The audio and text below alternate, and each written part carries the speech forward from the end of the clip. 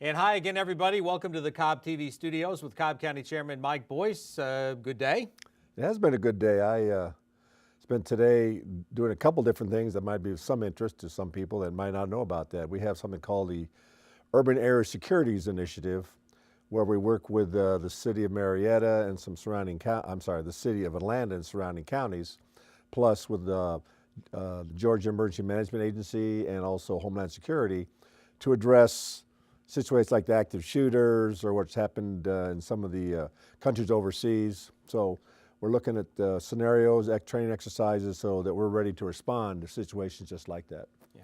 And as we tape this, we're just a few days removed from another emergency of sorts, non-predicted, unprecedented snowfall that hit here. And I know both you and I spent part of the weekend during the storm out at DOT watching them do their work, yes. And a lot of work was done. Well, you know, another group of unheralded heroes that simply come to work and go out and do their job.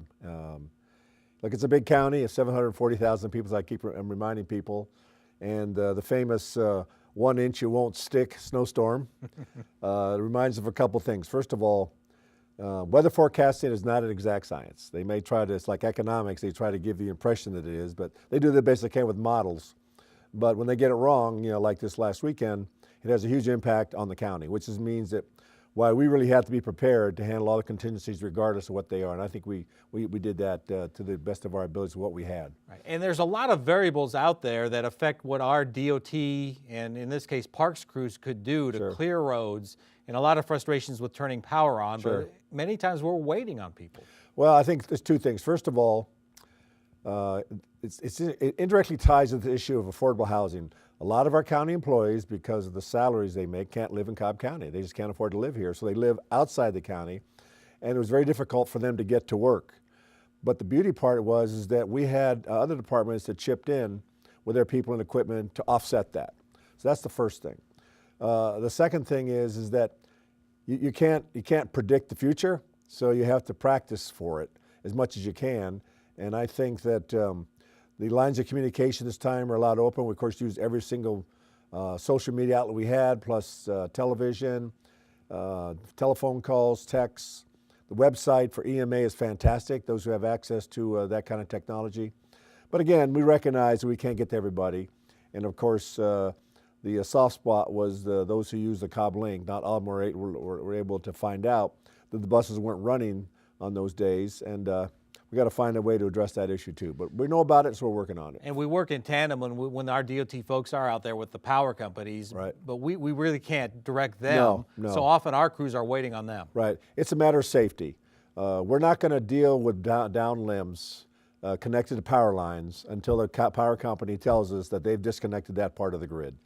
And I know it's inconvenient, but so is what's really inconvenient is losing a life because we're in a hurry to take care of something. So I obviously got a lot of phone calls over the weekend, and I talked with some of the power company CEOs. They were doing the best they can. One of the companies had 60 crews out, and they brought in another 40 crews from outside. So that one power company alone had 100 crews dealing with the issues, and yet sometimes 72 hours after the incident, there were still people without power. That gave you an idea of how widespread this storm was, and also how the magnitude of the impact it had on our power grid. We sent employees home early, but not everybody, obviously, because we had a lot of people that, as you mentioned, turned around and came right back. Sure. Yeah, like again, this county works 24 hours a day, 7 days a week, and we do the best we can under the circumstances. And I think that the one thing I also want to say is thank you to all the people who stayed home.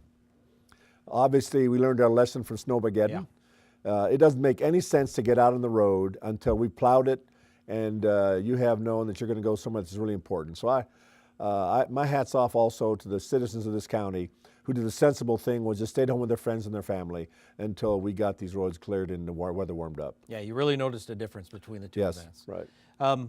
We still have a lot of business going on despite the fact that we're kind of transitioning into the holidays.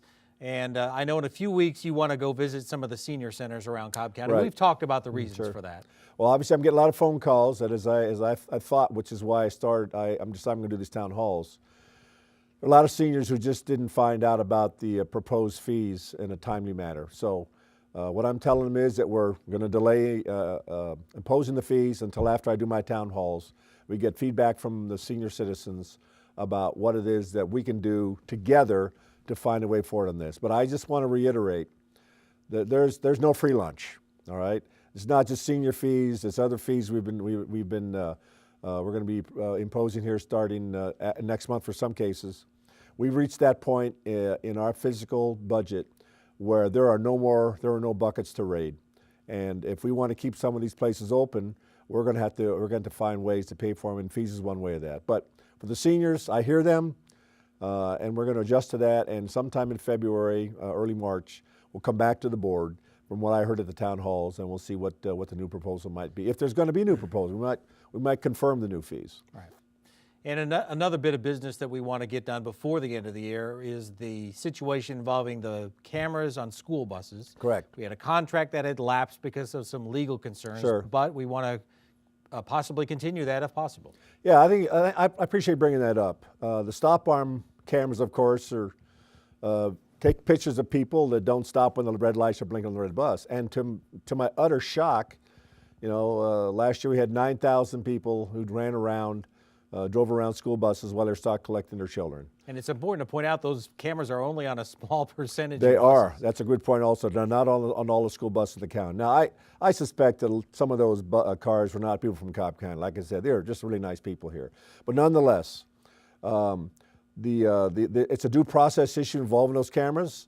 The law has some issues with it, and I want to see if we could address those issues before we got back in partnership with the school on the school arm. But I finally decided that it's better to have something that's not perfect to address the situation than wait till something is perfect and risk jeopardizing the lives of school children. So at the nightly board meeting this month, we're going to be bringing that contract back before the board to get their approval or non-approval of it after we have the discussion. Right, and then the legislature hopefully will take some action next year. Well, as you know, we had 2 meetings with our delegation last Friday and then again this Monday, and we were not the only parties that were concerned about this contract having lapsed.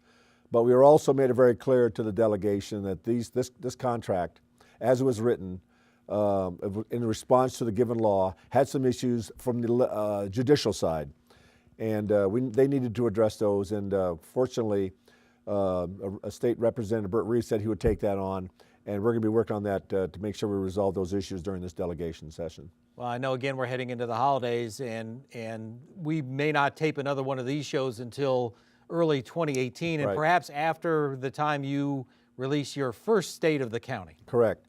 It's been a tradition in the past that the chairman would give the state of the county address, usually at the chamber. And I always had a problem with why a citizen should have to pay money to hear their chairman talk about county business. So what I've decided to do is I'm still, of course, going to honor that tradition and speak the morning of January 8th. But at the same time that I'm giving my State of the County address, we'll be releasing our YouTube video with that address so that you can watch it for free if you want to from your home. Okay. Well, until that time, and I hope you enjoy the holidays. Thank you, Raj, you too. And I just want to say Merry Christmas to everyone in this county.